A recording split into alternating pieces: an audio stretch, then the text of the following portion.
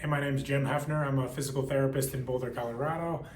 And in this video, we're going to talk about the three major things that you need to do and think about after an acute low back injury.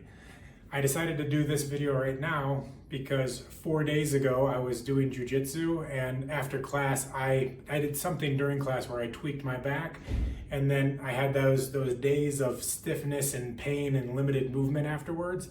And I want to give you the top tips that helped me get out of that as quickly as possible. So just to show you, first of all, I'm 4 days out of my injury and I'm back to squatting again. I can bend forward. As I bend forward, I get a little bit of pain with that sort of movement. Going backwards feels okay. A little twingy with side to side movement. So I'm almost all the way better after something that felt pretty tweaky about 3 days ago.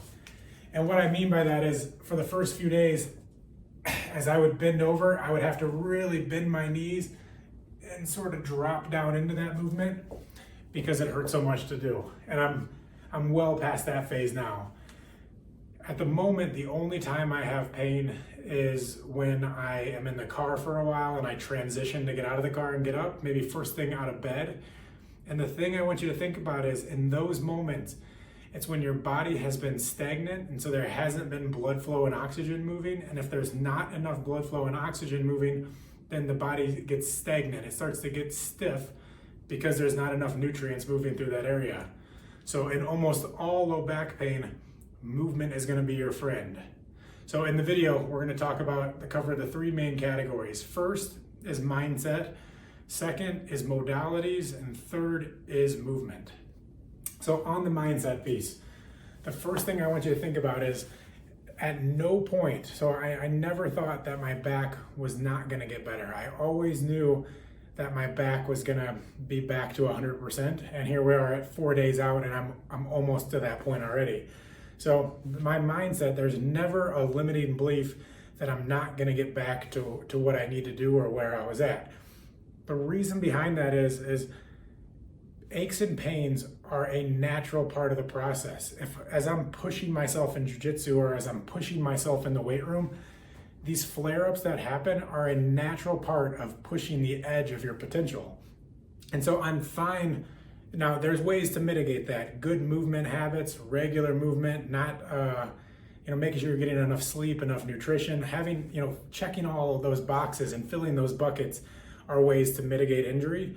But there's also this mindset of, one, you need to push yourself. Two, injuries are going to be part of the process. It's how you respond to that injury that's most important. So with mine, I was overall really happy with how I'm coming out of this injury, because on the first day, I was skiing with my kids and having to pick them up, and it was really painful. And I never took ibuprofen or anything. So, considering that I had these kind of things that were hurting my progress, I'm recovering really well and really quickly from this. So the mindset piece is extremely important. So it's important to know that almost every case of low back pain is treated conservatively. So that rarely is there something really significant going on, so you can get better from that. Two, you need to push into the ranges that hurt. So for the first few days, and even still a little bit right now, to lean forward like this was very uncomfortable for my low back. To bend over to the side or to bring my leg up to get my shoe on, those were all very painful at the beginning, to the point of it would make me wince. I would lose my breath, and then I would have to slowly sort of move into it. What you do in those moments is either you got to do something to loosen up that tissue. So that might be going out for a walk, that might be doing some light yoga, something that just gets your spine moving a little bit to help take pressure off of that. So the mindset piece is so crucial to make sure that, because there's going to be negative limiting beliefs, like, am I going to be able to do that again? Am I going to lose progress on the thing that I'm training for? So always push those things out and just constantly remind yourself that you're going to be okay. The second thing I want you to think about is what I call the modalities piece. So your modalities are hot and cold. It can be things like a massage gun. It can be self-massage. But the biggest things that I want you to think about are the hot and the cold piece. So on the day after I did this, I sat in the hot tub up at the place that we were at for a while. And so that was something that is like a good deep heat for the back. The thing that might be a little controversial or a little bit harder to do for some people is getting into an ice bath or taking a cold shower. So what my typical routine is I would heat the shower up as much as I could tolerate it, obviously be safe, but I would heat the shower up so much to where I would just let it soak into that low back area and the heat really beat into there. After that, towards the end of the shower, I would make it as cold as it can go. And in Colorado, that's pretty freaking cold right now. And so I would take the shower as cold as it can go. And again, I would just soak that low back area as long as I could tolerate. What that does is it helps desensitize the pain. And if there's some sort of inflammatory response, the cold can help pull some inflammation out of there. But ultimately, it helps desensitize the pain, and hot and cold are very potent stimulus. So by putting yourself into these extreme states, it sort of puts your pain into perspective. So the hot and cold is extremely beneficial. I would also use the seat warmer in the car. So I would crank that up, and again, kind of as long as I can tolerate it, hold on to that heat, because in those moments where your body is stagnant, like where your body's not moving, at least giving it some blood flow and oxygen through heat can be really beneficial. The third part, and what I think is the most important, is the movement aspect. And when it comes to moving after a low back injury, you need to move into those ranges that hurt and then back away. In the clinic, I talk about this as you need to poke the bear and not piss it off. If you go too much or too far into something, you're going to aggravate the symptoms, maybe create more inflammation, and that's not what we're looking for. What we're looking for is we need to go into a range where we remind the body of what it's like to move into those positions and then back away. Now, in the first 24, 48 hours, even 72 hours, certain movements would almost kind of take your breath away at first. And so I take it to that edge and then back away. One of the things I did is, in sitting here, lean forward until where you feel it through your back, and then take a deep breath in. The deep breath in expands that area, so you're going to feel more tension, and then relax away. Deep breath in and relax. Let's do 3 more of those. So deep breath in and relax. 2 more. Good. Last one. So I'm breathing in and I'm reaching into those ranges that are uncomfortable. Next thing, still sitting, to sit up as tall as you can and relax. Sit up as tall as you can, trying to stretch through here, minimizing the compression in the back, but opening up the middle back and getting length in the front. Those 2 movements, that's going to help with flexion and extension of the spine. And oftentimes in a low back injury, it's not one movement that hurts, it's usually multiple movements. So we need to retrain the body through all of these ranges of motion. Flexion, extension. Next thing, still sitting, use your opposite hand to support your knee, and then turn as far as you can, left and right. Still, as I do that right now, I feel some twinginess or a little tweaky on the right side. I'm going into that, and I'll even add a little bit of pulse or a little bit of rotation there. But those are ways that area is sensitive right now. Those pain fibers are kind of on edge. So you're going to go to that area, remind your body of what that's like, and then move out of it. Never staying there for too long where you're pissing it off.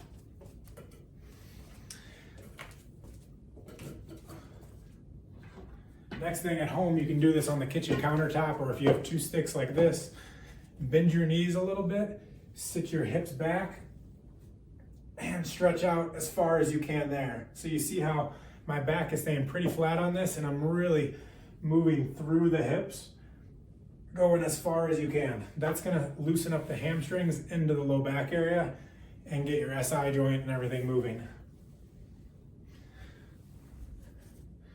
So we just did some seated mobility things, and that is really good because it's very accessible, and we find ourselves seating quite a bit throughout the day. Next, I want to show you a few different things that you can do in quadruped, which is all 4. The things to think about here is we need to be able to move our spine into flexion and extension, but also into these side bending ranges of motion. So for flexion and extension, the cat-cow, which is a yoga term, is very accessible. And with this, you're gonna push through some ranges that hurt. So push up, you probably feel a little bit of stiffness there as you tuck your hips under, trying to get that movement right through there.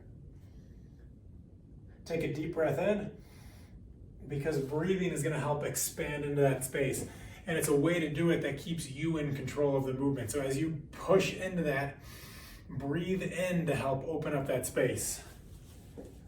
And then on the way down, instead of the low back tipping like that, I want you to draw your shoulders down your back and then pull your chest through. So it's almost like someone's drawing you through from here. So getting the movement on the way down coming from the middle back as if you're arching and lifting through this area. So push all the way up, tuck the tailbone under as if you're trying to bring your belly button through. And then on the way down, draw your middle back down as if a weight or a kettlebell is kind of sitting on your middle back right between your shoulder blades. Next thing to do is go knees together, hands wide, and then drop over side to side.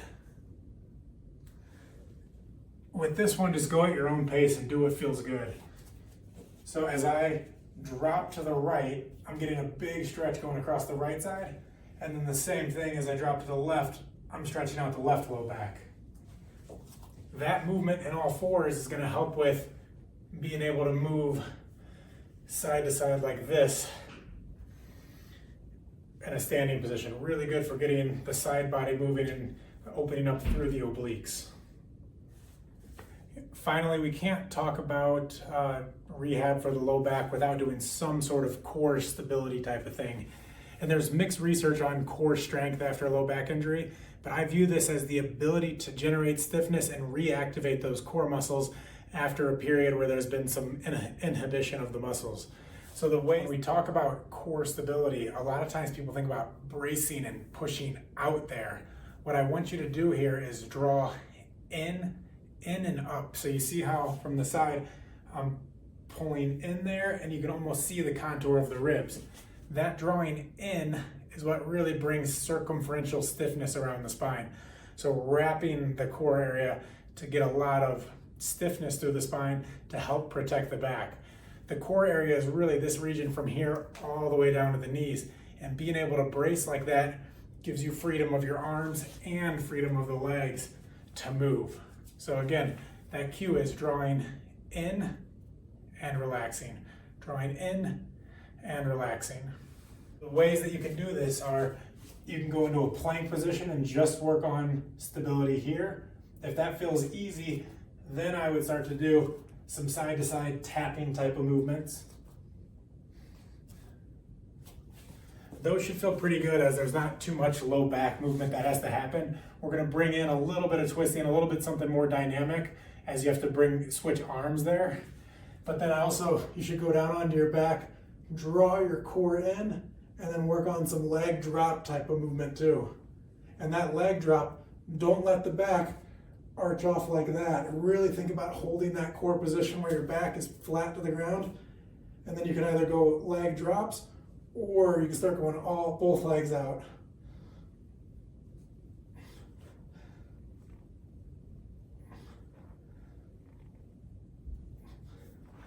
As I'm doing that, the main focus and the main key is to maintain that stiffness in the spine so that as your legs are moving, you're staying strong and braced through your core. So those are my three big takeaways having come off of a recent low back injury. And again, those are, first is your mindset. You need to be strong in your mindset that you're gonna get yourself better. Second is modalities, so using hot, cold, using things like a lacrosse ball, self at-home massage techniques that you can do. And then finally is the movement piece. And we covered everything from spinal mobility to getting your hips moving through a hip hinge pattern. And then lastly, activating through the core.